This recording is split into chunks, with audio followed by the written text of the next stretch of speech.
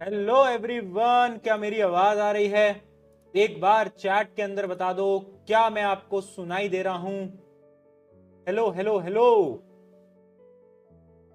मेरी आवाज आ रही है? आवाज आ रही है? आवाज जल्दी बताओ, आवाज आ रही है क्या? यस यस यस, आ रही है आवाज। हेलो एवरीवन, हेलो, कैसे हो सभी के सभी? How are you all?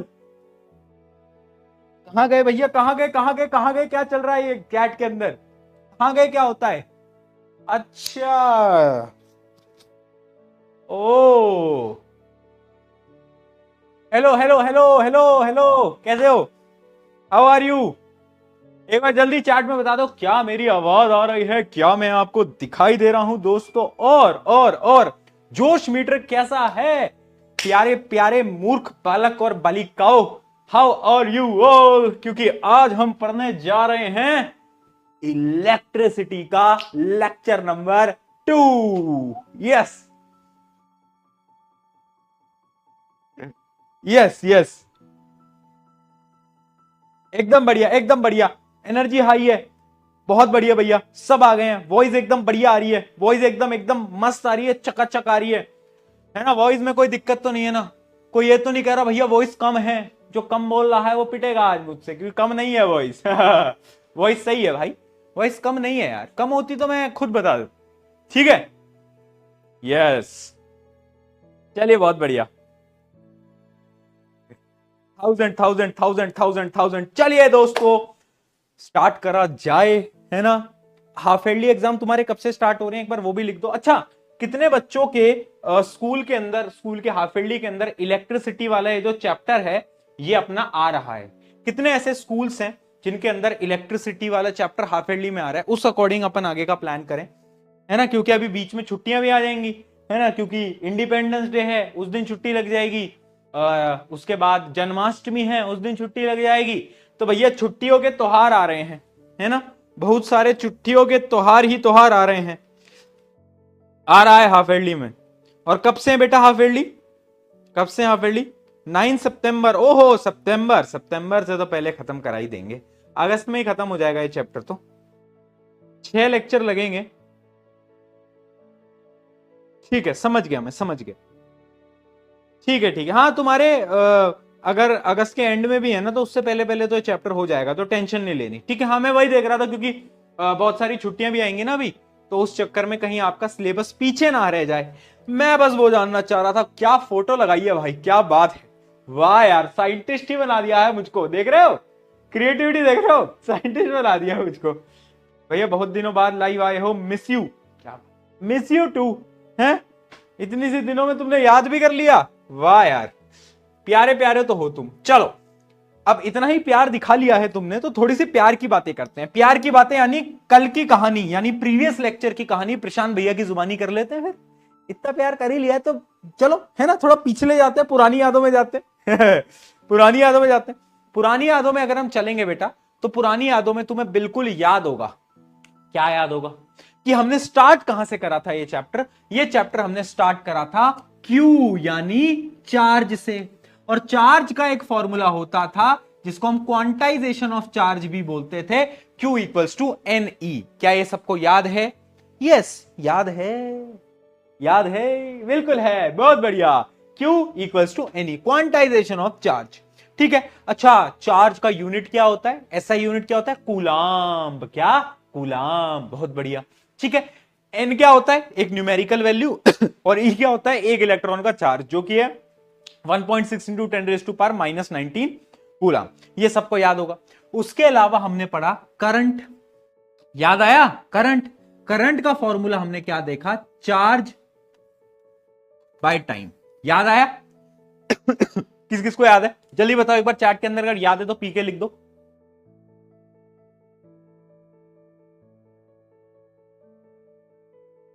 है ना? है ना? याद है? ठीक, बहुत बढ़िया। यानी ये फॉर्मूले हमने देखे थे, ये दो बेसिक फॉर्मूले हमने देखे थे। करंट का यूनिट हमने पढ़ा था एम्पियर था, है ना? उसका फॉर्मूला था क्या? चार्ज बाय टाइम, है ना? कितना चार्ज फ्लो कर रहा है पर यूनिट टाइम में, उसको हम बोलते थे। ठीक, अच्छा, 1 एम्पियर की डेफिनेशन बड़ी इंपॉर्टेंट थी। 1 एम्पियर की डेफिनेशन क्या थी? जब 1 कूलाम का चार्ज 1 सेकंड में पास करे तो हम क्या बोलते हैं? जो करंट जनरेट होगा वो होगा क्या? वो होगा 1 एम्पियर का करंट। याद है सबको? ठीक है। इसके बहुत सारे न्यूमेरिकल भी करे थे। यहां तक की कहानी हमने पिछले लेक्चर्स के अंदर ब्रॉडली पढ़ ली थी। अच्छा, आज मैं आपको बताता हूं करंट से जुड़ी जुड़ी कोई एक नई बात। देखो, करंट जो है ना, उसको नापने के लिए, मेजर करने के लिए कुछ डिवाइसेस आते हैं। पहला डिवाइस है अमीटर। क्या है बेटा? अमीटर। क्या? अमीटर। Yes yes, ammeter. तो अमीटर क्या है? एक ऐसा डिवाइस है जो कि करंट को नापने के काम आता है। मान लो कोई सर्किट है, कोई सर्किट है। सर्किट क्या होता है उसके बारे में आगे बात करेंगे, जिसके अंदर एक बैटरी होती है, वायर होते हैं, स्विच होते हैं, बल्ब होता है। हाँ, तो सर्किट में अगर तुम्हें यह नापना है कि कितना करंट पास कर रहा है, तो कैसे नापोगे? तुम नापोगे by the help of ammeter. ठीक है। Ammeter measures electric current and expresses the intensity of the current. यानी एक इस प्रकार से डिवाइस होता है, देख सकते हो ऐसा एक डिवाइस होता है। इसका मेन काम क्या होता है बेटा? ये ना मेजर करके बताता है करंट को कि करंट कितना है, करंट कितना है, ये मेजर करके बताता है नॉर्मली। ठीक है। तो इसका यही मेन काम है, करंट मेजर करना, इसका ये काम है।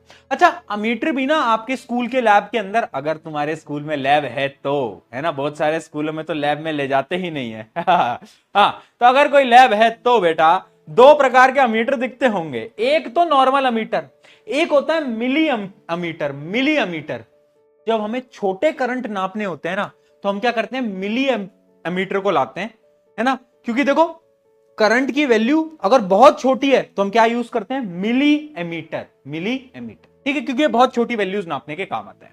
तो पहला डिवाइस तो ये है। क्या इस डिवाइस में कोई दिक्कत है? अच्छा, अब यहां पर एक इंपॉर्टेंट चीज है बेटा, हमेशा सर्किट में अमीटर को सीरीज में लगाया जाता है। अब तुम बोलोगे भैया सीरीज क्या होता है, पैरेलल क्या होता है? समझना बेटा, देखो मान लो अभी मैं आपको एक चीज समझा लेता हूं। जैसे ये मान लो एक बैटरी है, बैटरी को बेटा ऐसे रिप्रेजेंट करते हैं, ठीक है ना। एक बल्ब है यहां पर, और उस बल्ब के साथ ही हम क्या करेंगे? एक अमीटर को जोड़ देंगे। ऐसे ए एक सिंबल आ जाएगा, ए का एक सिंबल आ जाता है, ये अमीटर कहलाता है। ठीक है।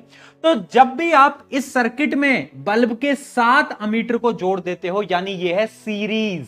और याद रखना, हमेशा अमीटर को कैसे जोड़ा जाता है? इन सीरीज जोड़ा जाता है, सीरीज, इसका नाम होता है सीरीज। अच्छा भैया ये पैरेलल क्या होता है ये भी बताई दो, ये भी बताई दो, है ना। वैसे डिटेल में पढ़ेंगे, बट ये सीरीज पैरेलल क्या है भैया ये भी बताई दो। अब मान लो एक बल्ब है, ठीक है, और एक सर्किट है। अब इस बल्ब के ऐसे ऊपर या फिर नीचे अगर ऐसे जोड़ दोगे, ऐसे अलग तरीके से, तो हम इसको क्या बोलेंगे? कि हमने इसको पैरेलल में जोड़ दिया, पैरेलल। ठीक है, समझ गए? सीरीज क्या है? जब साथ में है ना, 2 भाई दोनों था भाई साथ साथ में। पैरेलल यानी ऐसे, पैरेलल, 2 पैरेलल लाइंस कैसी होती हैं? पैरेलल लाइंस कैसी होती हैं? ऐसी, है ना, पैरेलल लाइंस। तो ऐसे पैरेलल में हम इसको ज्वाइन करते हैं। पर याद रखना, अमीटर को हमेशा सीरीज में ही ज्वाइन किया जाता है। अब यहां पर कुछ और पॉइंट्स हैं जो कि तुम्हें याद रखने हैं। अमीटर का रेजिस्टेंस बहुत कम होता है। रेजिस्टेंस क्या होता है उसके बारे में चलो आगे बात करेंगे, आगे बता दूंगा। अभी लोड मतलब वरना कहोगे भैया ये सब क्या है, ये क्या पढ़ा रहे हो, ये सब तो हमें आता ही नहीं है। अभी मुझे पता टेंशन हो जाएगी आधे बच्चों। कोई बात नहीं, इतना समझ आया। अमीटर करंट नापने के काम आता है, अमीटर सीरीज में लगता है, बात खत्म। ठीक है। अच्छा, अमीटर का एक छोटा भाई और है जो कि है गैल्वेनोमीटर। अब देखो, अगर करंट की वैल्यू बहुत ही छोटी हो जाए, यानी एकदम मिनी करंट हो जाए, निन्ना मुन्ना सा करंट, है ना, निन्ना मुन्ना क्यूटी एकदम छोटा सा अगर करंट हो जाए, तो एक दूसरे डिवाइस की हम मदद लेते हैं। हम फोन मिलाते हैं, हेलो करंट छोटा हो गया है, गैल्वेनोमीटर आ जाओ मदद करो। तो गैल्वेनोमीटर क्या करता है?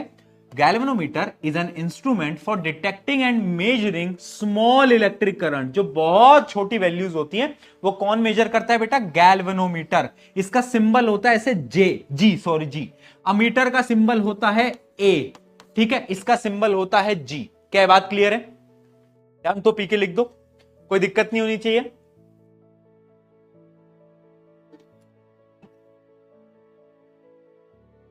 यस, ठीक है, यहां तक की कहानी क्लियर हो गई। यहां पर हमारा करंट पूरी तरीके से समाप्त हो जाता है। अब हम एक नए टॉपिक की तरफ बढ़ रहे हैं जो कि है पोटेंशियल डिफरेंस। क्या है बेटा? Potential difference. अच्छा, अगर तुम इस टर्म के बारे में सोचोगे तो तुम्हें क्या लगता है ये क्या होगा भैया? डिफरेंस यानी दोनों के बीच में गैप क्या है? जैसे कि ये पढ़ने वाली लड़की, ये बैक बेंचर लड़का, डिफरेंस है, पोटेंशियल में डिफरेंस है, पोटेंशियल में डिफरेंस है। अरे भाई ये टॉपर और ये बैक बेंचर, पोटेंशियल में डिफरेंस है ना? पर इलेक्ट्रिसिटी में पोटेंशियल डिफरेंस थोड़ा सा अलग होता है, थोड़ा मतलब होता यही है थोड़ा सा अलग होता है। फॉर एग्जाम्पल, अगर तुम्हें याद हो, मान लो एक पानी की टंकी है, एक पानी की टंकी में ज्यादा पानी है, एक में कम पानी है। पानी कहां से कहां जाएगा बेटा बताओ? जहां पर ज्यादा पानी होगा और जहां पर कम पानी होगा तो ज्यादा से कम की तरफ जाएगा। यस और नो? यस और नो? अरे बोल दो यार। हाई प्रेशर से लो प्रेशर,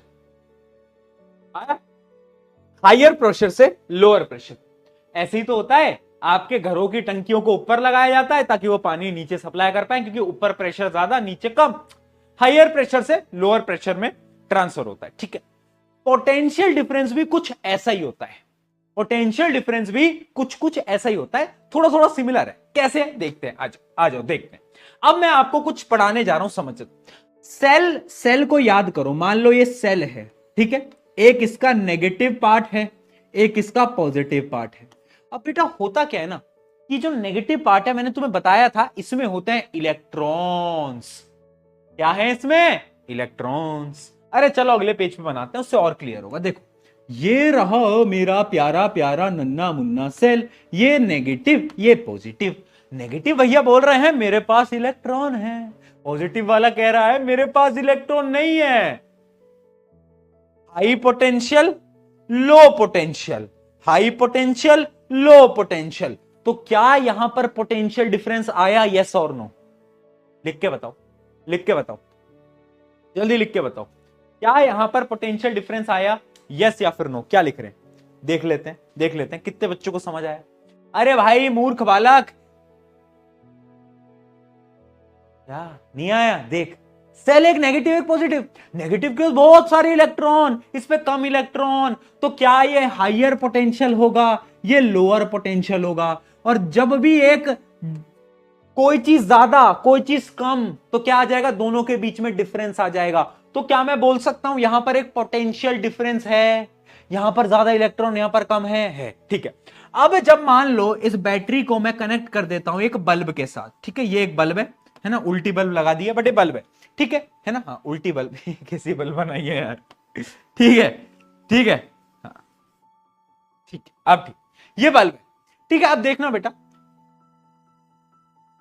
इलेक्ट्रॉन नेगेटिव से मूव करेंगे क्योंकि उन्हें यहां तक पहुंचना है, तो इलेक्ट्रॉन मूव करेंगे मूव करेंगे मूव करेंगे मूव करेंगे, इसको जला देंगे, इसको जला देंगे, मूव करेंगे मूव करेंगे मूव करेंगे और पॉजिटिव में चले जाएंगे। यस और नो? यानी अगर तुमने ध्यान दिया हो, क्योंकि यहां पर पोटेंशियल डिफरेंस था, उस पोटेंशियल डिफरेंस की वजह से करंट फ्लो हुआ। क्योंकि यहां पर पोटेंशियल डिफरेंस था, उसकी वजह से इलेक्ट्रॉन मूव हुए, और अगर इलेक्ट्रॉन मूव होंगे तो करंट जनरेट होगा। यस और नो? इलेक्ट्रॉन के मूवमेंट से ही करंट बनता है, पता है? तो यानी पोटेंशियल डिफरेंस की वजह से ही करंट बन रहा है। हाँ, यही तो है पोटेंशियल डिफरेंस। देखो, the presence of potential difference makes free electron within the conductor to move along the wire, resulting the flow of electric current. यानी करंट क्यों फ्लो कर पा रहा है? पोटेंशियल डिफरेंस की वजह से।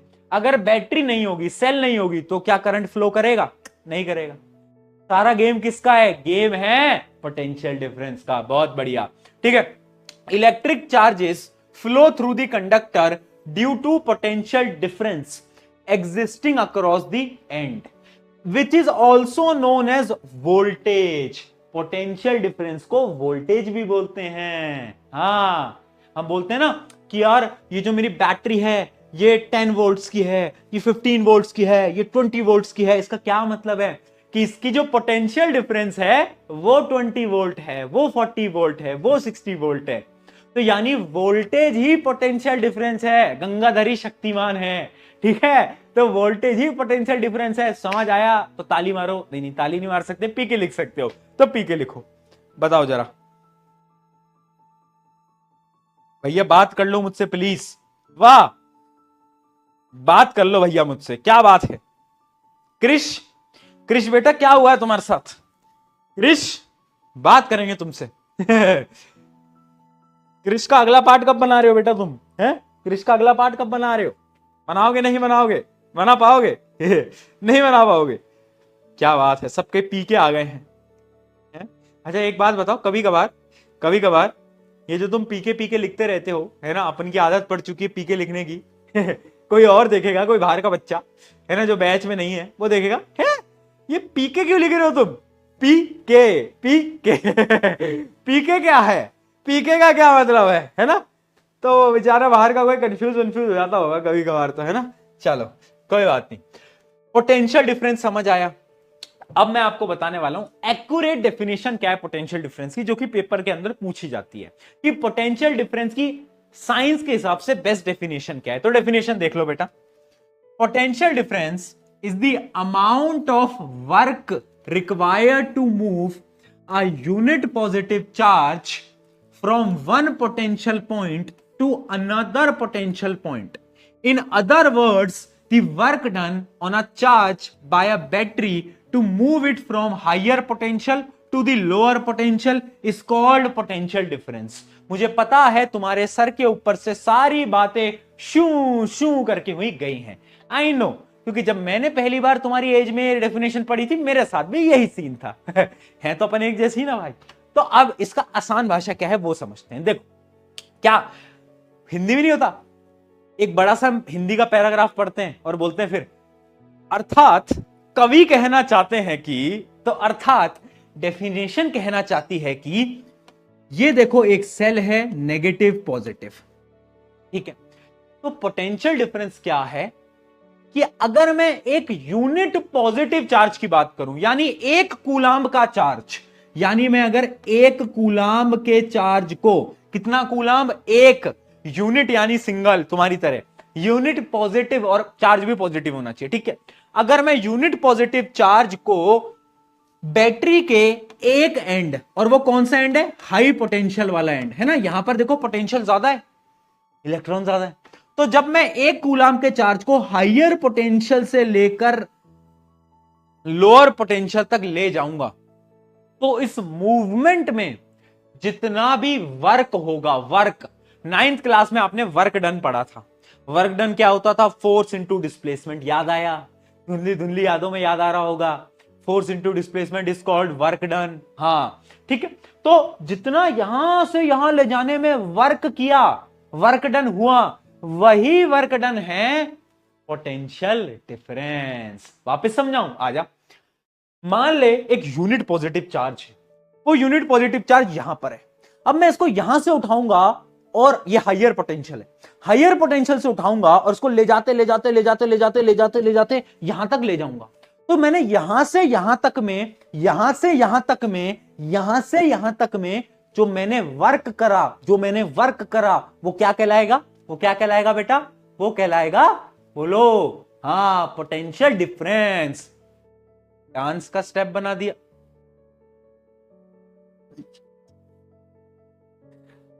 मैं हाथ जोड़ के विनती करता हूं दोस्तों, कोई डांस का स्टेप नहीं हुआ है, कॉन्सेप्ट हुआ है। चप्पलें खाओगे मुझसे अब। हाँ यार, समझे ना, तुम समझे ना। मतलब अब नहीं करूंगा डांस का स्टेप, ठीक है। यहां से यहां, यहां से यहां से यहां, यहां से यहां, ठीक है। मतलब यहां से यहां जब मूव करेंगे तो क्या होगा? तो जो वर्क हुआ वही कहलाता है पोटेंशियल डिफरेंस। तो पोटेंशियल डिफरेंस का फॉर्मूला क्या होता है? पहली चीज, पोटेंशियल डिफरेंस को ही वोल्टेज बोलते हैं, जैसा मैंने आपको बताया।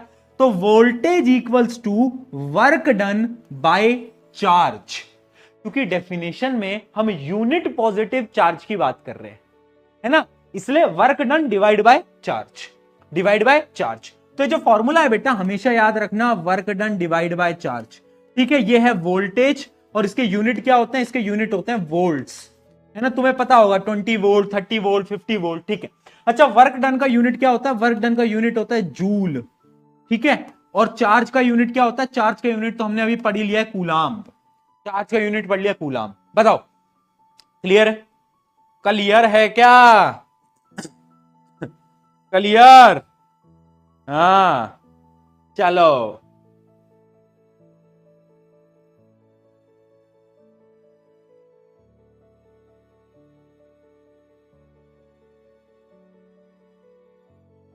गाना लिख रहे हैं बच्चे?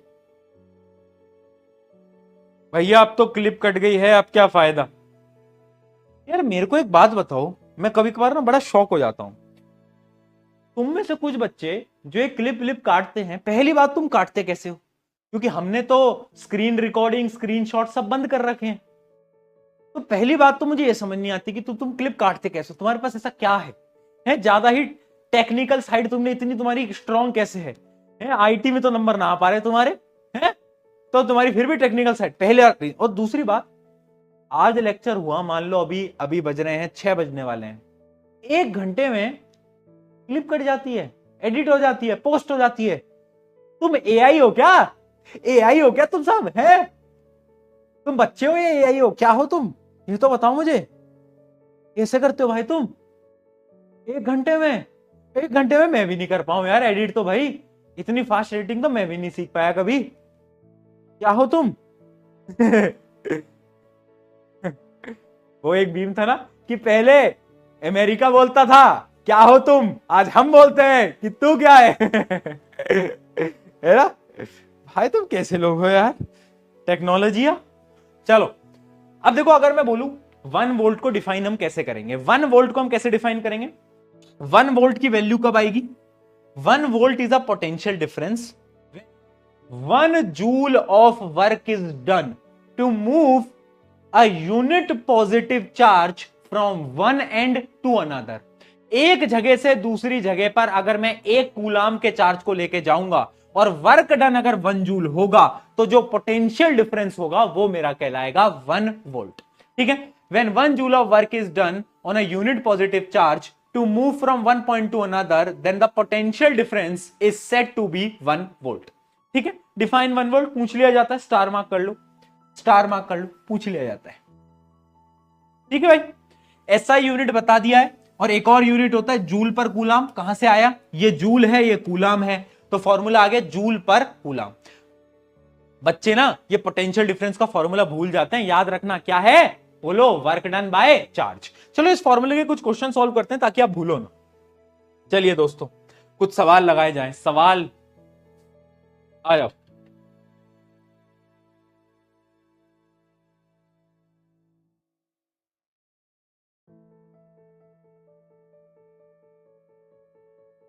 बताओ भाई। हाँ भाई,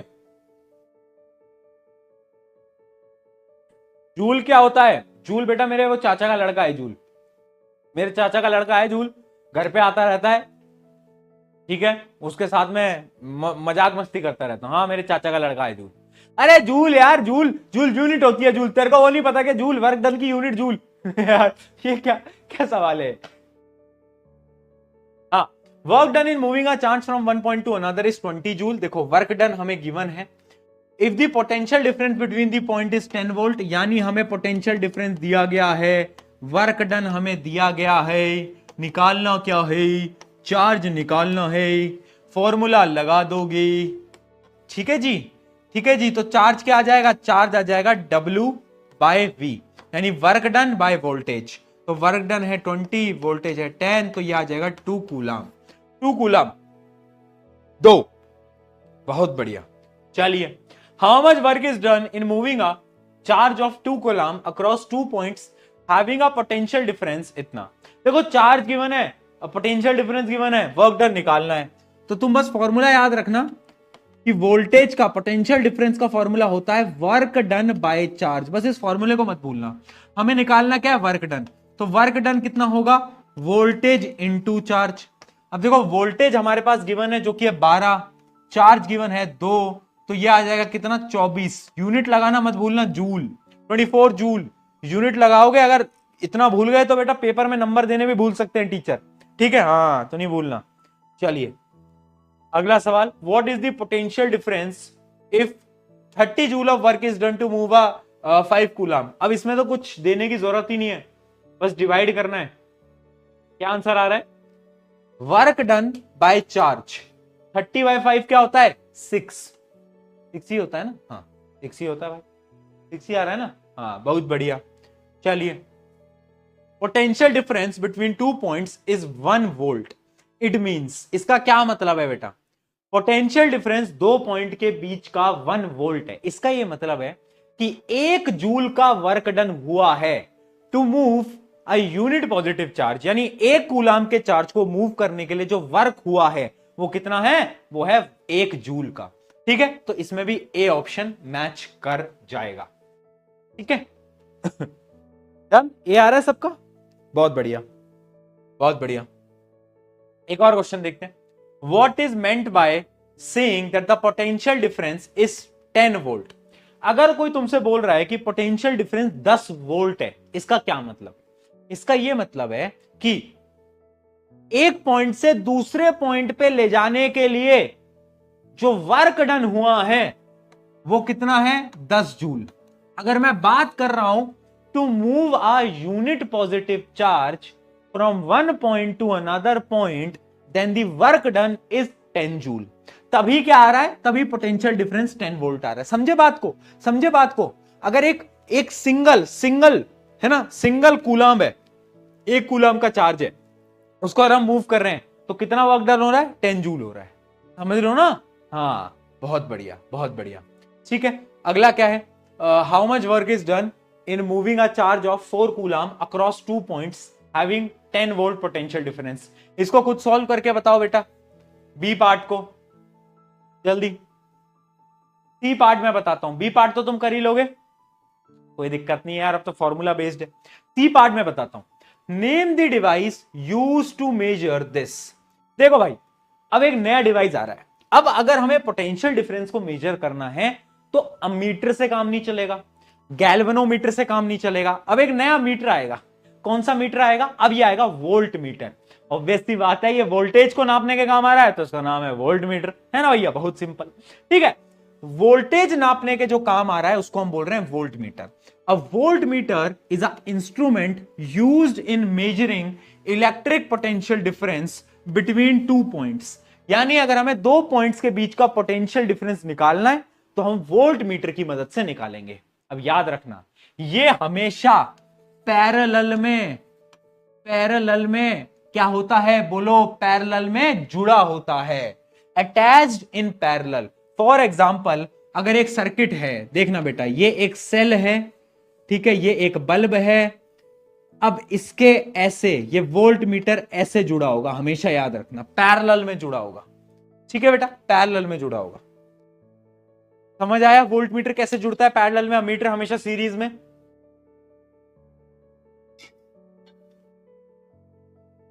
कोई दिक्कत, कोई दुविधा, कोई समस्या पूछ लो अगर है तो। अभी भी कोई दिक्कत, कोई दुविधा, कोई समस्या है तो पूछ लो जल्दी।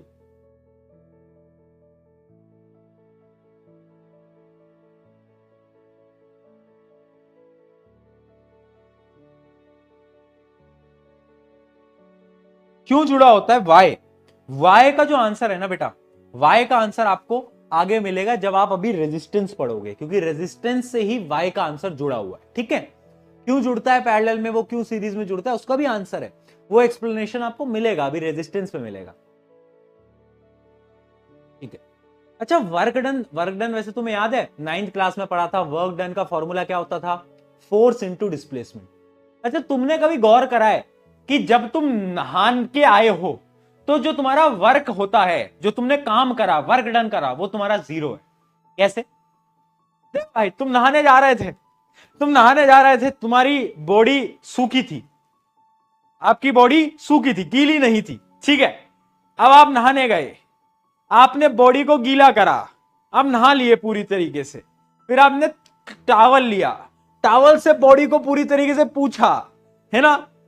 आप बिस्तर से उठ के गए थे, बाथरूम में गए, बॉडी को गीला करा, टॉवल से वापस से बॉडी को वापस से सुखाया और अपने बेड पे आके वापस से लेट गए। तो भाई देखो, वर्क डन जो होता है वो होता है फोर्स इंटू डिस्प्लेसमेंट, और यहां पर डिस्प्लेसमेंट 0 है यानी नहाने में कोई वर्क डन होता ही नहीं है। नहाने में कोई वर्क नहीं हो रहा है? तो कभी अभी तुम्हारी मम्मी तुमसे बोले कि बेटा नहा ले, तो मम्मी को बोलना कि मम्मी देखो वर्क तो हो ही नहीं रहा है नहाने में, तो क्यों ना नहा जाए, क्यों ना नहाना ही बंद कर दिया जाए। है ना? हाँ, बोल सकते हो ना, अरे भाई जब वर्क ही नहीं हो रहा। ऐसे मम्मी अगर तुम्हें बोले कि मम्मी बोलेगी बेटा जा दूध लेके आ जा दुकान से, तो मम्मी को बोलना मम्मी देखो मैं दुकान पे जाऊंगा, दूध लाऊंगा, वापिस आऊंगा, मेरा डिस्प्लेसमेंट जीरो है ना? डिस्प्लेसमेंट जीरो तो वर्क मैंने जीरो करा, तो जब मेरा वर्क ही नहीं हो रहा तो मैं क्यों दूध लेने जाऊं? है ना भाई? But try at your own risk, क्योंकि मम्मी की फ्लाइंग चप्पल आ सकती कभी भी बेटा, तो अपनी रिस्क पे ट्राई करना हमेशा। चलिए। है ना, अपनी रिस्क पे ट्राई करना भैया। देखो मैं नहीं ले रहा हूं जिम्मेदारी, पिटोगे तो पिटोगे, मेरी कोई जिम्मेदारी नहीं है भाई, पहली बता रहा हूं मैं। हाँ चलो, वोल्ट मीटर भी समझ आ गया। आगे बढ़ते हैं, बट उससे पहले एक मैं आपको क्वेश्चन बताता हूं। कभी कभार ना क्वेश्चन बड़े कॉम्प्लिकेटेड आते हैं। क्वेश्चन क्या आते हैं? क्वेश्चन ये आते हैं, देखना बेटा, कि एक वायर था, एक वायर में 3.2 इंटू 10⁻⁻⁻19 कूलाम्ब। नहीं, इसको थोड़ा सा अलग करते हैं, एक मिनट रुको, नहीं क्वेश्चन को थोड़ा रुको, वापस से करेंगे। हाँ, एक वायर है जिसमें कितने इलेक्ट्रॉन फ्लो हो रहे हैं वो हमें गिवन है, और वो कितने इलेक्ट्रॉन फ्लो हो रहे हैं वो हमें कितना गिवन है, ध्यान से देखना, वो है 1/1.6 इंटू 10⁻⁹ इतने इलेक्ट्रॉन एक वायर में से फ्लो हो रहे हैं। देखना बेटा, क्वेश्चन थोड़ा ट्रिकी बता रहा हूं। इतने इलेक्ट्रॉन एक वायर में से फ्लो हो रहे हैं, ठीक है, हमें गिवन है, ठीक है, और हमें यह भी गिवन है कि ये जो इलेक्ट्रॉन है, ये इलेक्ट्रॉन जो है ये 2 सेकंड के लिए उस वायर में से फ्लो होते हैं, ठीक है, 2 सेकंड के लिए उस वायर में से क्या हो जाते हैं, फ्लो हो जाते हैं, ठीक है। और उस वायर का जो पोटेंशियल डिफरेंस है, वो हमें गिवन है 2 वोल्ट। तो आपको क्या बताना है? आपको बताना है चार्ज, करंट और वर्क डन। ये 3 चीजें आपको बतानी है। कोई निकाल सकता है क्या? कोई है महारथी हमारे बीच में जो इस क्वेश्चन को सॉल्व कर पाए आज? है कोई?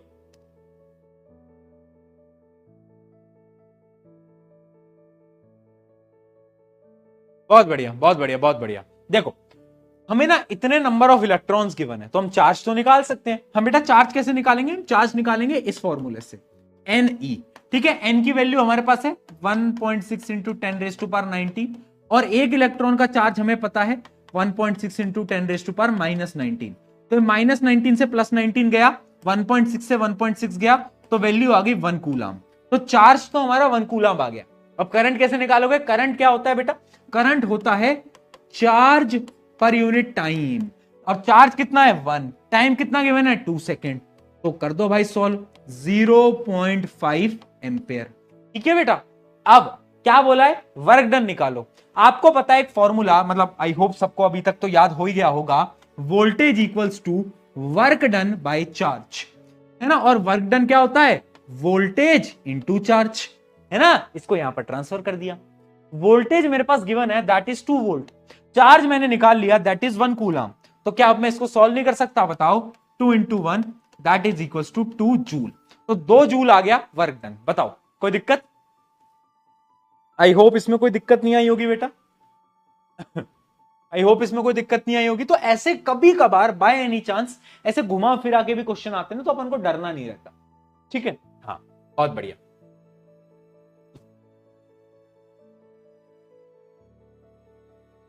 चलो आगे बढ़ते हैं। अब हम अगले टॉपिक को स्टार्ट करते हैं, दैट इज इलेक्ट्रिक सर्किट।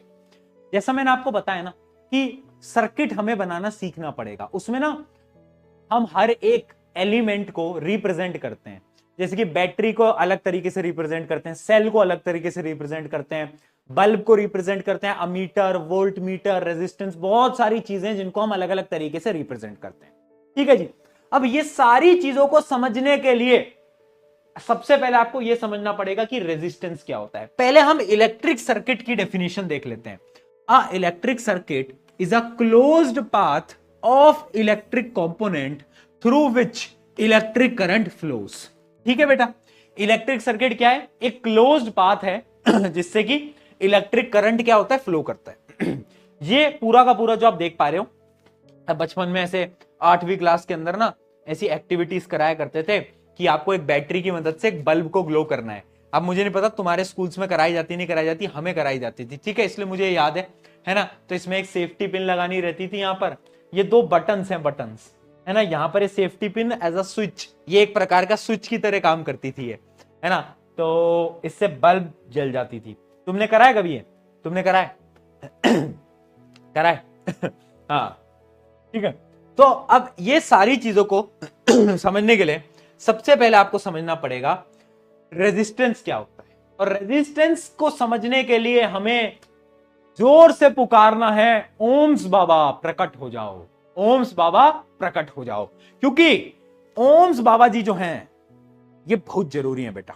अगर आपको इस चैप्टर को पढ़ना है, ओम्स बाबा के सामने थोड़ा कायदे में रहना पड़ेगा इज्जत से रहना पड़ेगा।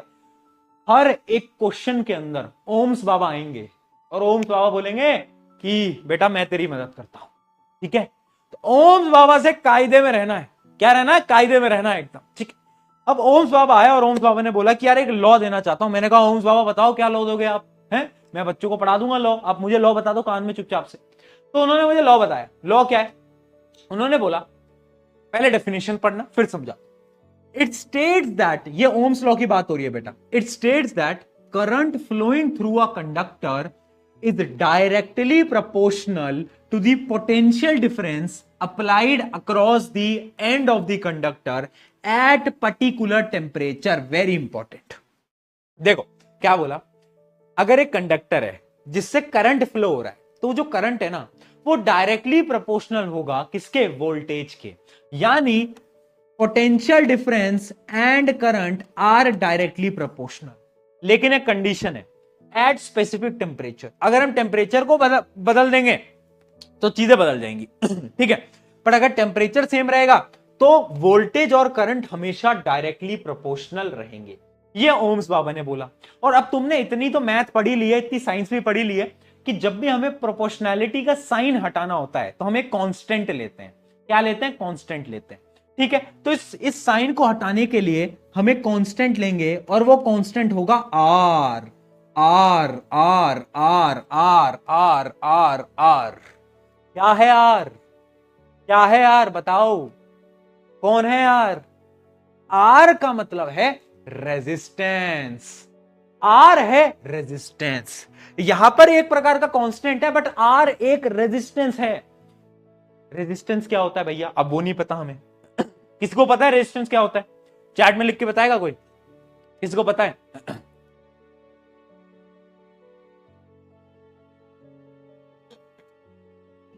कोई है जो रेजिस्टेंस बताए?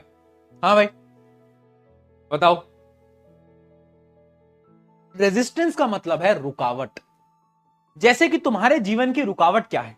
तुम टॉपर बन सकते हो, तुम बोर्ड के अंदर 95 ला सकते हो, तुम जीवन में बहुत कुछ बड़ा कर सकते हो, लेकिन मोबाइल फोन रेजिस्टेंस।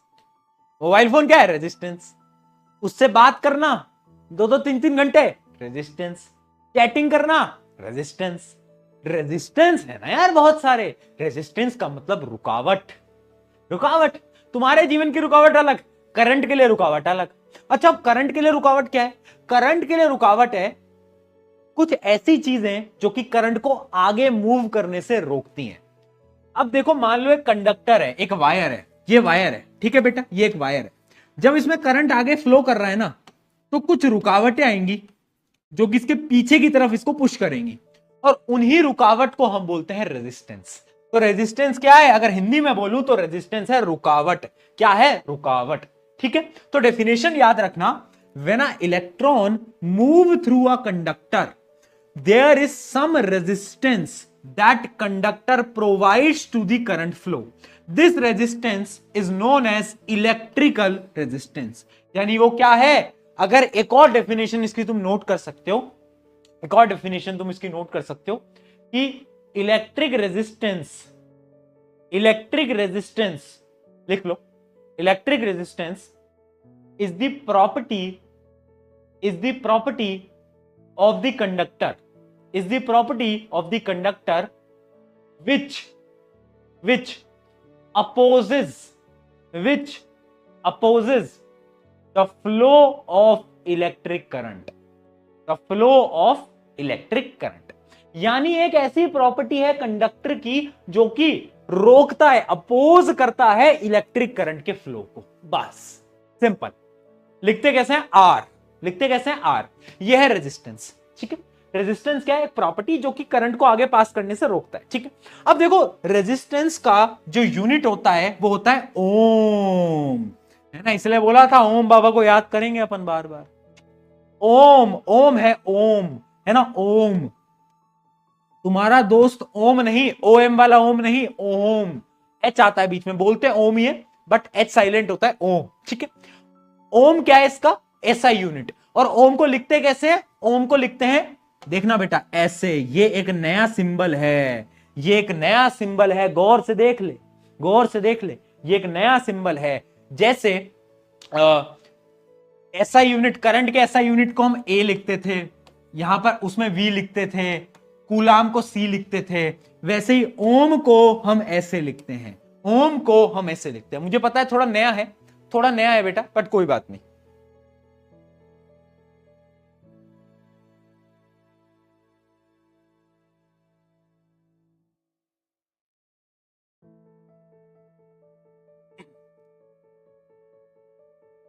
छुट्टी? क्या छुट्टी? 6:30 तक क्लास है बेटा, क्या छुट्टी क्या होती है?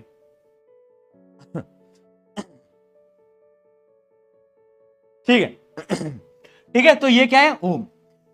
बोलिए ओम ओम ओम ओम ओम ओम ओम ओम ओम ओम ओम ओम। एलियन को बुला लिया था भाई उसने ओम ओम ओम करके। ध्यान है, वो पिक्चर देखिए, ओम ओम ओम ओम वो करके उसने एलियन को बुला लिया था भाई नीचे, है। तो और तुम क्या कर लोगे? तुम ओम की मदद से क्वेश्चन को सॉल्व कर लोगे और बोर्ड एग्जाम के अंदर नंबर लिया होगे। उस भाई ने बैठे बैठे एक तो पिक्चर में भाई क्या दिखाया है, कोई मिल गया है उस पिक्चर का नाम, जादू वाली पिक्चर, क्या है उस जादू वाली, है उसका यही नाम है। तो उसमें वो एक छोटा सा डिवाइस लेता है, एंटीना लगाता है, ओम ओम ओम ओम, और उससे एलियन आ जाता है। भाई लेवल, स्क्रिप्ट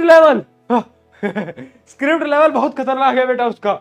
ओम ओम करने से आ जा रहा है, मैं देख रहा, वाह यार, साइंटिस्ट सब लगे पड़े हैं, इतनी बड़ी बड़ी सैटेलाइट्स भेज दी हैं, गैलेक्सीज में जाने की कोशिश कर रहे हैं। ओम ओम ओम ओम। भाई क्या ही लेवल था यार। ठीक है, हाँ देखो, अच्छा ओम है इसका ऐसा यूनिट, और एक डिवाइस होता है जिससे कि आप ये पता कर सकते हो कि किस कंडक्टर में कितना ज्यादा रेजिस्टेंस है। उस डिवाइस का नाम होता है ओम मीटर। ओम मीटर। बस ठीक है। क्या बात समझ में आई बेटा? क्या रेजिस्टेंस समझ आया हमें? ठीक है। अच्छा, अगर तुम्हें ओम्स लॉ एकदम समझ आया तो ओम्स लॉ के हिसाब से वोल्टेज और करंट डायरेक्टली प्रोपोर्शनल है। Voltage is directly proportional to current, है ना। और ये फॉर्मूला भी हमें याद रखना है, V equals to IR। Very important, याद रखना। ये चीज तब तक वैलिड है जब तक टेम्परेचर सेम है। अगर टेम्परेचर बदलोगे तो चीजें बदल जाएंगी, उसके बारे में आगे बात करेंगे। बट यहां पर इंपॉर्टेंट चीज है ग्राफ। आप अगर ग्राफ देखोगे बेटा, ये है वोल्टेज यानी पोटेंशियल डिफरेंस, ये है करंट। इनका जो ग्राफ होगा वो हमेशा ऐसा स्ट्रेट लाइन वाला ग्राफ होगा। अगर आपने 9th क्लास के अंदर मोशन, ओहो 9th क्लास में तो तुम पढ़ाई नहीं कर रहे थे, कोई बात नहीं बेटा, अगर तुमने थोड़ा बहुत भी तुमने पढ़ा हो तो तुम्हें याद होगा कि ग्राफ्स बनाया करते थे मोशन चैप्टर के अंदर, है ना। उसमें अलग अलग ग्राफ्स होते थे। तो तुम्हें इसमें याद हो, एक तुम ग्राफ बनाया करते थे, किसका ग्राफ बनता था? वो VI ग्राफ होता था। VI ग्राफ याद आया तुम्हें? VI ग्राफ, VI बोल रहा, वेलोसिटी और time graph, velocity time graph बनाते थे। तो एक्सेलरेशन भी ऐसा एकदम सीधा आता था, इसका मतलब होता था यूनिफॉर्म एक्सेलरेशन। थोड़ा थोड़ा याद आ रहा है? हाँ। अच्छा, अब यहां पर आप समझ लो, अगर याद नहीं भी है, हमेशा वोल्टेज और करंट का ग्राफ ऐसा सीधा होता है, एकदम स्ट्रेट होता है। क्यों? क्योंकि ये दोनों डायरेक्टली प्रोपोर्शनल हैं, तो उनका ग्राफ एकदम सीधा होगा। ठीक है। और इस ग्राफ की ये जो स्लोप है, इसको हम स्लोप बोलते हैं। ये स्लोप क्या रिप्रेजेंट कर रहा है? ये स्लोप रिप्रेजेंट कर रहा है बेटा रेजिस्टेंस को। किसको? रेजिस्टेंस को। याद रखना किसको कर रहा है, मेरे साथ बोलो, जय माता दी। नहीं नहीं, मेरे साथ बोलो रेजिस्टेंस। हाँ ठीक है, हाँ रेजिस्टेंस है ना भाई। यार इसमें क्या दिक्कत है तेरे को? कैसे आया देख, हमेशा याद रखना किसी भी ग्राफ की स्लोप इन दोनों के डिवीजन को रिप्रेजेंट करती है। यानी ये स्लोप क्या रिप्रेजेंट करेगी? v बाय आई। और v बाय आई क्या होता है? इस फॉर्मूले को देखो, i को यहां पर ले जाओ तो v बाय आई की वैल्यू होती है रेजिस्टेंस के बराबर। यानी स्लोप रिप्रेजेंट करती है रेजिस्टेंस को। ठीक है, स्लोप रिप्रेजेंट करती है रेजिस्टेंस को। अब यहां पर एक दो क्वेश्चन आते हैं बेटा, वो मैं आपको क्वेश्चन की फॉर्म में ही बता देता हूं। जैसे कि देखो, ये एक वी आई ग्राफ है, वी आई ग्राफ है। ठीक है, एक तो है ऐसा और एक है ऐसा। ठीक है, मान लो इस वाली लाइन में रेजिस्टेंस है R1 और इसमें है R2। तो क्वेश्चन आएगा बड़ा कौन? बड़ा कौन, R1 या R2? चैट में लिख के बताओ, बड़ा कौन?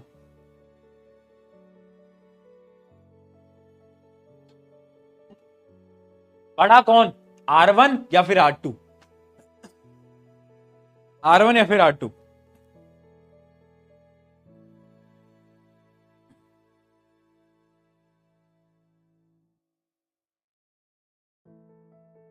R1, बहुत बढ़िया। अच्छा, फिर तुमने 9th में पढ़ा है, चलो पढ़ा है तुमने 9th में। देखो, तुम इतना याद रखना, जो ज्यादा ऊपर वाली लाइन के करीब होता है, देखो ये ज्यादा करीब है, ये ज्यादा करीब है और ये बहुत ज्यादा दूर है। ठीक है, जो इस वाली लाइन के ज्यादा करीब होता है, जो ज्यादा ऊपर होता है, देखो ना, इससे ऊपर है ये, है ना, देखो इससे ऊपर की तरफ है। जो जितना ज्यादा ऊपर होगा, जो जितना ज्यादा ऊपर होगा उसकी वैल्यू ज्यादा होगी। तो हमेशा याद रखना R1 is greater than R2। इसका एक्चुअल कॉन्सेप्ट तुम वैसे मैथ में पढ़ोगे, ये स्लोप का एक कॉन्सेप्ट होता है, वो शोभित भैया पढ़ाएंगे, तो मैं क्यों पढ़ाऊं भाई है ना, बट स्लोप का कॉन्सेप्ट होता है। ठीक है, पढ़ लेना ध्यान से, 11th में भी काम आता है ये। ठीक है, हाँ, किसकी एंगल ज्यादा है, इसका एंगल कम है। जिसका एंगल ज्यादा होता है ना बेटा, जिसका एंगल ज्यादा होता है उसकी वैल्यू ज्यादा होती है। ठीक है बहुत बढ़िया। ठीक है बेटा, आ गया समझ में? ऐसे क्वेश्चन यहां पर आ जाते हैं। अब मुझे ये बताओ, क्या तुम्हें रेजिस्टेंस समझ आ गया है पूरी तरीके से? रेजिस्टेंस समझ आ गया है क्या बेटा? जल्दी बताओ। तो अब मैं आपको बताता हूं, जो मैं स्टार्टिंग में बता रहा था कि अब कुछ कंपोनेंट्स हम पढ़ेंगे कि इलेक्ट्रिक सर्किट के कंपोनेंट्स क्या क्या होते हैं, हम कैसे रिप्रेजेंट करते हैं। देखो बेटा, सबसे पहली चीज आती है एक सेल। एक जो सेल होता है ना बेटा, उसके पास एक पॉजिटिव टर्मिनल होता है, एक नेगेटिव टर्मिनल होता है। तो अगर आप ध्यान से देखोगे, पॉजिटिव टर्मिनल हमेशा बड़ा होता है, ये पॉजिटिव साइड है, ये नेगेटिव साइड होती है। ठीक है पहली चीज। अब आती है बैटरी। बैटरी क्या होती है? जब हम दो या दो से ज्यादा सेल को आपस में जोड़ देते हैं तो एक बैटरी बन जाती है। आपके घरों में जो बैटरी आती है उसमें दो सेल जुड़े हुए होते हैं। ठीक है, तो बैटरी क्या होगी? देखो, एक सेल, दूसरा सेल, तीसरा सेल, आपस में जोड़ते गए, positive negative, positive negative, positive negative. अब ये बैटरी बन गई। अब ये क्या बन गई? बैटरी बन गई। उसके अलावा ये है सिंबल ऑफ स्विच। स्विच होता है ना, स्विच। देखो, कभी तो तुम्हारा स्विच, तुमने स्विच को स्टार्ट नहीं करा, है ना, स्विच बंद है, तो ये वाला जो सिंबल है ना, जब आपको डॉट नहीं दिख रहा, इसका ये मतलब है कि स्विच अभी बंद है, तुमने स्टार्ट नहीं करा, not started, not started. But जैसे ही इसके बीच में एक डॉट आ जाता है, यानी अब स्विच आपका स्टार्ट हो चुका है। क्या हो चुका है? स्विच स्टार्ट हो चुका है। और जैसे ही स्विच स्टार्ट होता है बेटा, यानी करंट अब फ्लो करने लगता है। समझे ना? अरे स्विच को करते हैं ना on off, on off, on off, तो ये क्या है? ऑफ, ये क्या है? ऑन, ये क्या है? ऑफ, ये क्या है? ऑन ठीक है, अब साइंटिफिक लैंग्वेज में हम इसको बोलते हैं ओपनड स्विच। क्या बोलते हैं बेटा? Opened switch. ओपनड स्विच यानी ओपनड, ओपनड यानी अभी करंट पास नहीं होगा, ओपन है, ओपन है, करंट पास नहीं होगा, ओपन स्विच। ठीक है, और जब करंट पास होगा तो हम उसको बोलते हैं क्लोज्ड, क्लोज्ड स्विच, क्लोज्ड यानी स्विच अब करंट पास करने लगेगा। तो कंफ्यूज नहीं होना है, ओपन यानी स्विच खुला हुआ है, अभी करंट पास नहीं कर रहा। ठीक है, करंट पास नहीं कर रहा, डॉट लगाते ही क्लोज्ड, क्या क्या हो जाएगा? क्लोज। ठीक है, बहुत बढ़िया। उसके अलावा ये तो कुछ नहीं है, वायर जॉइंट है। वायर जॉइंट समझाने की जरूरत नहीं है मुझे, है ना। मान लो एक वायर ऐसे, एक वायर ऐसे, तो जोड़ दिया तो ये वायर जॉइंट है। ये क्या है? वायर क्रॉसिंग विदाउट ज्वाइनिंग, यानी अगर हमें दो वायर को आपस में जोड़ना नहीं है तो हम क्या करेंगे, इस वायर को इसके ऊपर से ले जाएंगे, है ना, तो आपस में वायर जुड़े नहीं हो, ये इसके ऊपर से जा रहा है, आपको दिख भी रहा होगा, ठीक है। इसके अलावा और क्या सिंबल है, इलेक्ट्रिक बल्ब का सिंबल है। इलेक्ट्रिक बल्ब का सिंबल देखो ऐसा भी होता है, ठीक है। ये दिल क्यों बना दिया, दिल बना दूं क्या, वाह यार दिल बना दिया, ठीक है। नहीं, ये एक इलेक्ट्रिक बल्ब का सिंबल, एक और ऐसा भी बना सकते हो, है ना, जैसा मैं बनाता हूं, ऐसा भी बना सकते हो, कोई दिक्कत नहीं, ठीक है। ये सिंबल होता है रेजिस्टर। रेजिस्टर, रेजिस्टर कुछ नहीं है, ये वो डिवाइस है जो कि रेजिस्टेंस देता है, ये रेजिस्टेंस देता है, रुकावट पैदा करता है, ठीक है।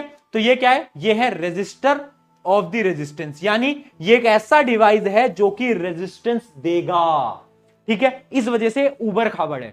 ऐसे समझो तुम गाड़ी चला रहे हो, तो तुम्हारी गाड़ी स्लो स्पीड पे कब आएगी, जब रास्ते ऐसे उबड़ खाबड़ आ जाएंगे, है ना, अजीब से रास्ते आ जाएंगे, तो तुम्हें बस ऐसे याद करना है कि अजीब से रास्ते यानी रेजिस्टेंस, ठीक है। अच्छा, एक चीज होती है रियोस्टैट। रियोस्टैट का क्या मतलब होता है, ये एक ऐसा डिवाइस है जिसकी रेजिस्टेंस की वैल्यू मैं बदल सकता हूं, कभी मैं 10 ओम कर दूंगा, कभी मैं 100 ओम कर दूंगा, कभी मैं 200, कभी मैं 50, तो मैं रेजिस्टेंस बदल सकता हूं।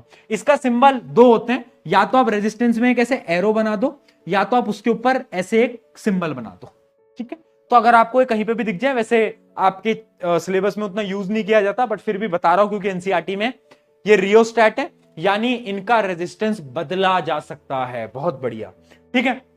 ये है अमीटर, ये वोल्टमीटर, मैंने आपको बता दिया। अमीटर वोल्टमीटर तो शायद मैं आपको पहले ही बता चुका था, सही है, बहुत बढ़िया, बहुत बढ़िया। असलियत में ऐसे दिखते हैं बेटा, अगर आप लैब में जाओगे तो रजिस्टर में ऐसे अलग अलग कलर्स होते हैं, अगर आप देख पाओगे, ठीक है। एक होता है आपका रियोस्टैट, रियोस्टैट कुछ इस प्रकार से दिखता है, ठीक है। एक होता है वोल्टमीटर, वोल्टमीटर ऐसा दिखता है, और यह है अमीटर, ये क्या है, अमीटर, है ना। वैसे मिली अमीटर है, क्योंकि देखो यहां पर मिली लिखा हुआ है, एम एम, मिली अमीटर, मिली अमीटर।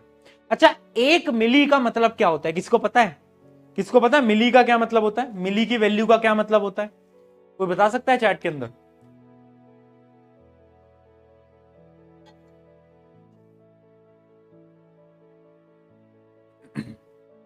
बताओ। जितना छुट्टी लिखोगे आज उतनी लंबी क्लास, आज 7 बजे तक क्लास कर दूंगा, अगर तुम छुट्टी लिखना बंद नहीं करोगे तो क्लास उतनी लंबी खिंचती जाएगी आज,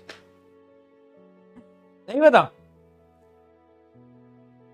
10 raise to power -3, yes yes, 1 milli ampere, 1 milli ampere equals to 10 raise to power -3, ये होती है एक मिली की वैल्यू, मिली, ठीक है, मिली की वैल्यू होती है। चलो चलिए कुछ क्वेश्चन बताना कुछ क्वेश्चन बताना, एक मिनट, ये कौन सा क्वेश्चन है भाई, इसका एक बार आंसर बता दो। State the function of ammeter, voltmeter, galvanometer. Ammeter क्या करता है, करंट के नाप, करंट को मेजर करने के काम आता है, हमेशा सीरीज में लगता है, और अमीटर बड़ी वैल्यूज को नापने के काम आता है, जबकि जो गैल्वेनोमीटर है वो भी करंट को मेजर करने के काम आता है, बट जो एकदम एक्सट्रीमली स्मॉल वैल्यूज होती हैं उनको मेजर करने के काम आ रहा होता है, ठीक है। यहां पर लिखा भी हुआ है, यहां पर लिखा भी हुआ है, अगर आप ध्यान से देखोगे तो, ये देखो गैल्वेनोमीटर के अंदर देखना, it shows deflection when current pass through it, यानी अगर छोटा सा करंट भी आएगा तो भी इसकी सुई थोड़ी सी हिल जाएगी, जिससे हमें पता चल जाएगा कि करंट यहां पर है। और वोल्ट मीटर क्या करता है, ये तो वोल्टेज नापने के काम आता है, यानी पोटेंशियल डिफरेंस नापने के काम आता है। और याद रखना, it is always connected in parallel, ठीक है, पैरेलल में ये कनेक्ट किया जाता है, ठीक है। जितना छुट्टी लिखोगे उतनी लंबी क्लास आज की, अब तुम डिसाइड करो कि तुम्हें आज क्लास कितनी लंबी करनी है, ठीक है। तो आप रेजिस्टेंस का मतलब तो बेटा आई होप अब समझ गए होगे, है, रेजिस्टेंस का मतलब समझ गए। रेजिस्टेंस कौन दे रहा है, रेजिस्टर, एक डिवाइस जो कि ऐसा उबड़ खाबड़, ठीक है ना। जैसे कि चिंटू लाल और उसकी महबूबा की अगर तुम्हें कहानी याद है तो उसमें रजिस्टर कौन था, मिंटू लाल। ये जो मिंटू लाल था ये इन दोनों के बीच में आता है और एक रेजिस्टेंस प्रोवाइड करता है, रुकावट प्रोवाइड करता है इनके रिश्ते में। हाँ, इनके रिश्ता क्या कहलाता है, उसको तोड़ देता है। हाँ, तुम में से भी कोई तो नहीं है मिंटू लाल, है तुम में से कोई तो नहीं है। चलो आगे बढ़ते हैं। आज की क्लास का आखिरी टॉपिक, आज की क्लास का final topic, factors affecting resistance.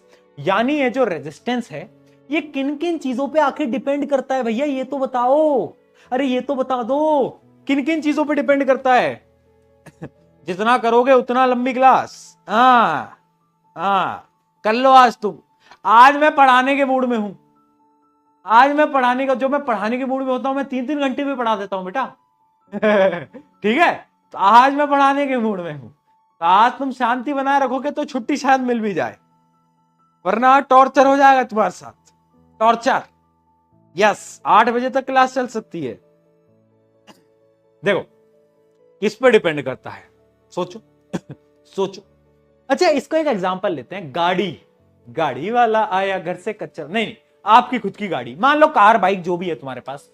तो अब इमेजिन करो तुम एक रोड पे जाना है, तो रेजिस्टेंस कब बढ़ेगा और कम होगा? रेजिस्टेंस क्या है? रुकावट। अब मान लो तुम एक हाईवे से जा रहे हो, मेरी लेजेंड ऑल्टो हाईवे से जा रही है, अच्छी स्पीड पे थी, मतलब वही 2000 किलोमीटर प्रति घंटे की रफ्तार से मेरी लेजेंड ऑल्टो भाग रही थी। ठीक है, भाग रही थी बेटा, भाग सकती है। तो अब अगर रोड लंबा हुआ, रोड बहुत लंबा है, तो ट्रैफिक आने के चांसेस बढ़ जाएंगी, यस और नो? अगर रास्ता लंबा है तो ट्रैफिक बढ़ेगा, और अगर ट्रैफिक बढ़ेगा तो रेजिस्टेंस भी बढ़ेगी, क्योंकि रुकावट भी बढ़ेगी। बताओ, जल्दी बताओ। तो क्या मैं बोल सकता हूं कि जो रुकावट है, रेजिस्टेंस है, अगर लेंथ यानी अगर मेरा रोड बढ़ जाएगा, सड़क बढ़ जाएगी, लंबी सड़क हो जाएगी, तो भैया ट्रैफिक बढ़ेगा, पक्की बात है। ठीक।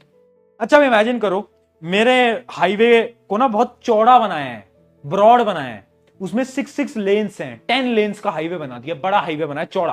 ठीक है, तो क्या अब ट्रैफिक कम होगा या ज्यादा होगा? कम होगा ना। जितना ज्यादा रोड चौड़ा हो जाता है ट्रैफिक उतना कम हो जाता है। यानी रुकावट यानी resistance is inversely proportional to area. जितना बड़ा एरिया उतना कम रेजिस्टेंस। यस और नो? यस और नो? हाँ। तो ये जो एग्जांपल है ना गाड़ी का, यही सेम एग्जांपल है होता है इलेक्ट्रिक करंट का। इलेक्ट्रिक करंट के को जो रेजिस्टेंस लगता है ना, that is directly proportional to length of the conductor, कि कंडक्टर कितना लंबा है, जितना लंबा होगा उतना ज्यादा रेजिस्टेंस, और जितना चौड़ा होगा, जितना ब्रॉड होगा, है ना, एरिया जितना ज्यादा होगा। मान लो ये जो एरिया है ये बहुत बड़ा है ना, जितना ज्यादा एरिया होगा उतना कम रेजिस्टेंस होगा। तो इनवर्सली प्रोपोर्शनल टू एरिया। क्या ये दो बातें समझ आई? क्या ये दो बातें समझ आई? इनवर्सली प्रोपोर्शनल का मतलब, बेटा इनवर्सली प्रोपोर्शनल को एक बहुत प्यारे एग्जांपल से मैं आपको बताता हूं। आपके मार्क्स आर इनवर्सली प्रोपोर्शनल आपके पापा की पिटाई से। समझना कैसे? अगर आपके मार्क्स बढ़ेंगे बढ़ेंगे बढ़ेंगे बढ़ेंगे बढ़ेंगे, पापा की पिटाई, पापा जो आपको मारते हैं, है ना, पापा की वो चप्पल और डंडे वाली पिटाई, वो कम होती जाएगी, कम होती जाएगी, कम होती जाएगी। समझ रहे हो? फील कर पा रहे हो? हाँ, एकदम गहरी बात बोल रहा हूं। और अगर तुम्हारे मार्क्स कम होंगे कम होंगे कम होंगे कम होंगे, पापा की चप्पल वाली पिटाई बढ़ेगी बढ़ेगी बढ़ेगी बढ़ेगी बढ़ेगी। आप समझे? अब तो रिलेट कर पाए? आप समझ गए? ठीक है, हाँ आप समझ। बहुत बढ़िया, बहुत बढ़िया, है ना। तो यही मैं आपको बताना चाह रहा था। सबसे पहली चीज, resistance is directly proportional to the length of conductor, inversely proportional to the area of conductor. ठीक है, इसको अब देखो, मैं अगर इसको लिखूंगा तो ये आएगा RL/A, है ना। अब क्योंकि मुझे इस प्रोपोर्शनैलिटी के साइन को हटाना है, तो मैं यहां पर एक कांस्टेंट लगाता हूं, और वो कांस्टेंट होता है रेजिस्टिविटी। ये जो आप देख पा रहे हो, इसको कैसे लिखते हैं? P बनाओ, P फॉर प्रशांत, और उसके नीचे ऐसे इसको घुमा दो, उसको घुमा दो, ऐसे घुमा दो। इसको हम बोलते हैं रेजिस्टिविटी। क्या बोलते हैं? रेजिस्टिविटी। ठीक है, रेजिस्टिविटी। और इस सिंबल को पर्टिकुलरली बोलते हैं रो। वो वाला रो नहीं, रो। क्या बोलते हैं? रो। ठीक है, वैसे क्या है? ये है रेजिस्टिविटी। क्या है? रेजिस्टिविटी। ठीक है, तो फाइनली जो हमारा रेजिस्टेंस का फॉर्मूला बन के आया, वो क्या बन के आया? रो क्या है? रेजिस्टिविटी। सॉरी। अब तुम पूछोगे भैया रेजिस्टिविटी क्या होती है? देखो, रेजिस्टिविटी ना प्रॉपर्टी होती है, कंडक्टर की एक प्रॉपर्टी होती है। इसके बारे में कल बात करेंगे डिटेल में। ठीक है, तुम बस अभी इतना समझ लो, resistance equals to rho L by A. L क्या है? Length of conductor. ए क्या है? Area of conductor. रो क्या है? रेजिस्टिविटी। रेजिस्टिविटी के बारे में कल बात करेंगे, कोई टेंशन वाली बात नहीं है, ठीक है। इसके अलावा एक और चीज है जिसपे रेजिस्टेंस डिपेंड करता है, that is temperature. That is temperature. कोई मुझे बता सकता है टेम्परेचर से रेजिस्टेंस का क्या रिश्ता होगा? बताओ, सोचो सोचो, कोई मुझे बता सकता है टेम्परेचर से क्या रिश्ता होगा? कोई मुझे बता सकता है? जल्दी बताओ, ये रिश्ता क्या कहलाता है? अच्छा, अगर मैं टेम्परेचर दूंगा, मान लो मेरा कंडक्टर है, मैं उसको गर्म कर दूंगा। जब मैं किसी भी चीज को गर्म करता हूं तो तुम्हें याद होगा उसके अंदर के जो मॉलिक्यूल्स हैं, इलेक्ट्रॉन्स हैं, वो हिलने लगते हैं। जितने ज्यादा हिलेंगे उतना ज्यादा रेजिस्टेंस प्रोड्यूस होगा। यानी अगर मैं टेम्परेचर को बढ़ाऊंगा, तो क्या होगा?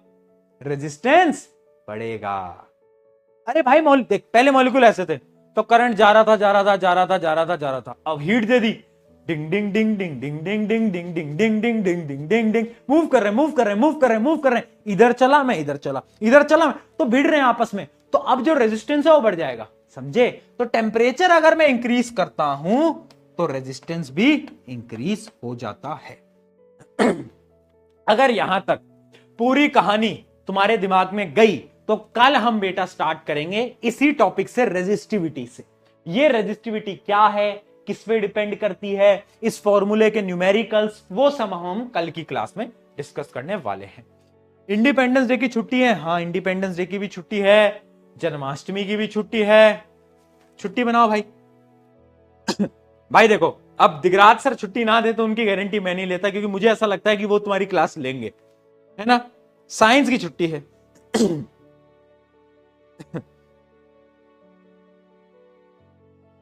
ठीक है।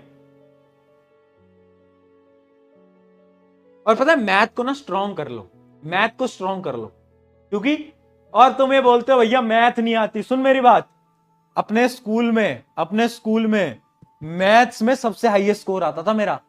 मैं कोई ऐसा कोई टॉपर नहीं था क्लास में, बट ना जब मैथ का पेपर होता था ना तो क्लास के टॉपर भी मेरे पे आते थे, बोलते थे कि भाई प्रशांत बता दे, ये आंसर मैच करके एक बार चेक कर लेते हैं, सही है या गलत है।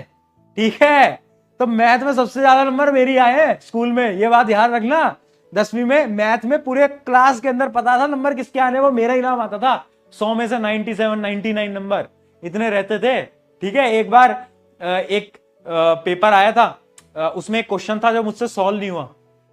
मुझे याद है पूरी 10th में हाफ ईयरली के अंदर एक ऐसा इकलौता क्वेश्चन था जो मुझसे सॉल्व नहीं हुआ था, है ना।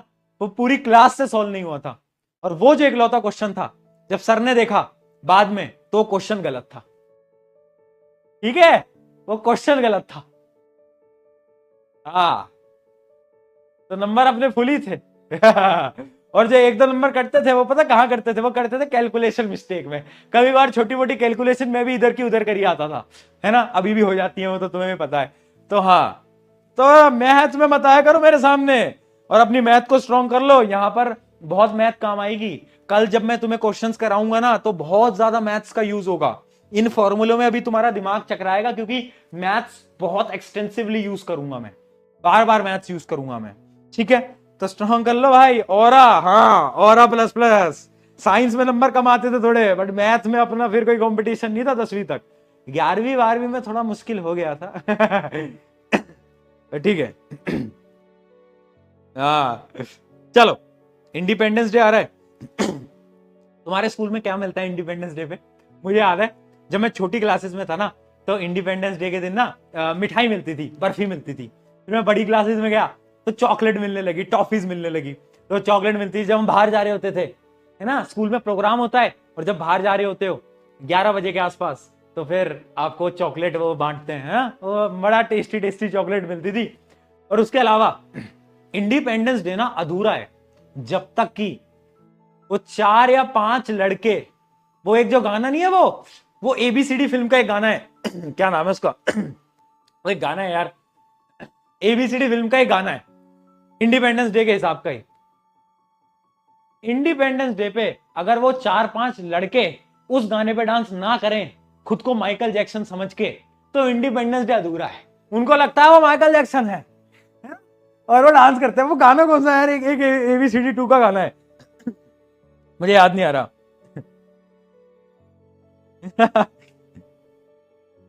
भाई वो गाना है भाई, उसपे उनको लगता है वो माइकल जैक्सन है। आएंगे एक ऐसी वो बनाते हैं, मैं भी था उन 5 में से एक। ठीक है, अपने स्कूल टाइम में, है ना? तो उसमें क्या होता था, उसमें ऐसे आते थे, एक सेंटर में होता था, ऐसे 2 पीछे और 2 और पीछे, एक ऐसी चेन बनती थी, ऐसी ट्राइंगल वाली चेन बनती थी, है ना? हाँ, और उनको लगता था कि भैया वही है, कोई तो है।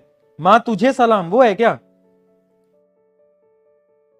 एक है यार, वो गाना है, बेजुबान बेजुबान बेजुबान, वो गाना है बेजुबान फिर से मैं रहा, ऐसे कुछ करके गाना है। हाँ, वो उनको लगता है कि वो माइकल जैक्सन है, वो आ जाएंगे ऐसे कपड़े वपड़े पहन के, ऐसे तिरंगा सा लगाते हैं यहाँ पर, है ना? उनमें से एक मैं भी था।